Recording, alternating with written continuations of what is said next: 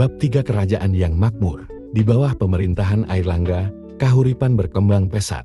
Ia bukan hanya seorang penakluk, melainkan juga pembangun. Ia memulihkan saluran irigasi kuno, membangun waduk, memperbaiki sistem pertanian, dan menata kembali perdagangan.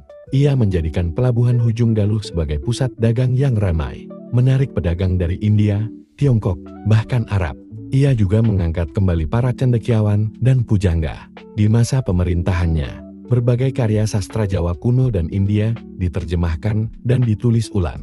Ia sendiri dikenal sebagai pelindung kaum Brahmana dan Rasi. Sebuah prasasti menyebutkan bahwa Airlangga pernah membangun biara Sriwijaya, tempat para pendeta Buddha belajar dan bermeditasi. Namun, Airlangga bukan tanpa musuh. Ia menghadapi pemberontakan, terutama dari para bangsawan yang merasa terancam oleh kekuasaannya. Tapi setiap kali lawan mengangkat senjata, Airlangga menundukkannya dengan kecerdikan dan keteguhan.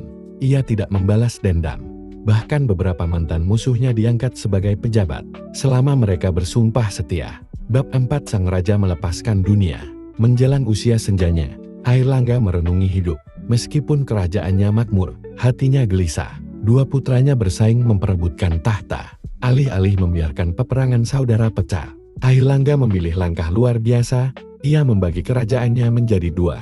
Tahun 1045, kahuripan dibagi menjadi Kerajaan Panjalu atau Kadiri dan Kerajaan Janggala. Ia berharap kedua wilayah itu tetap rukun dan saling melengkapi. Setelah pembagian itu, Airlangga turun tahta dan meninggalkan istana.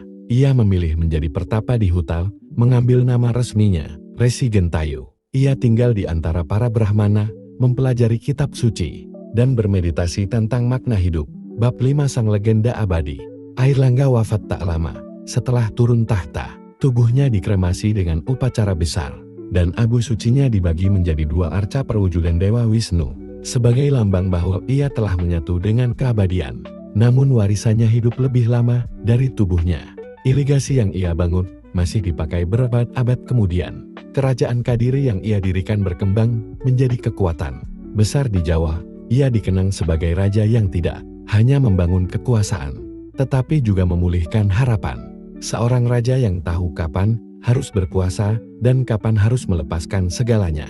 Di tanah Jawa, namanya masih hidup dalam prasasti, cerita rakyat, dan nyanyian para dalang. Airlangga sang pendekar dari tanah Jawa menjadi panutan bagi para raja setelahnya. Seorang manusia biasa yang mencapai kebesaran, bukan karena takdir, tetapi karena kebijaksanaan, kesabaran, dan cinta pada negerinya.